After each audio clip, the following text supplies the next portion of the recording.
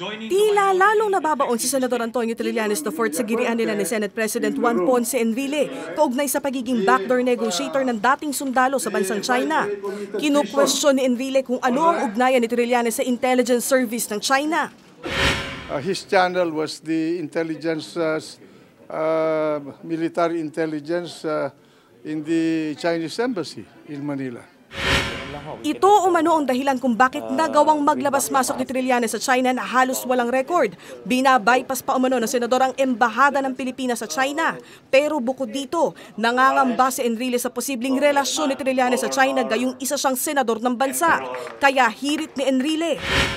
There are clouds that are coming out into this event that we do not know of. And they require some explanations.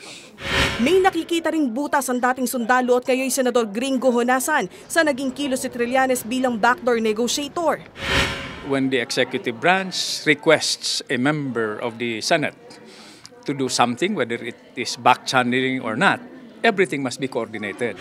Ang kasama naman ni Enrile sa United Nationalist Alliance sa si Vice President Jejomar Binay, nagpakawala ng maanghang na salita laban kay Trillanes.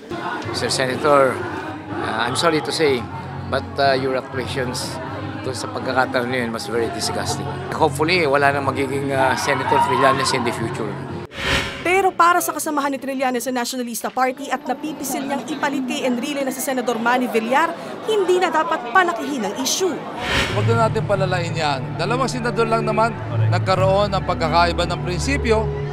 Sinubukan naman kunan ng pahayag ng News 5 si Senador Trillanes sa mga isyong ito pero hindi siya sumasagot sa aming mga text at tawag. Kay Imson, News 5.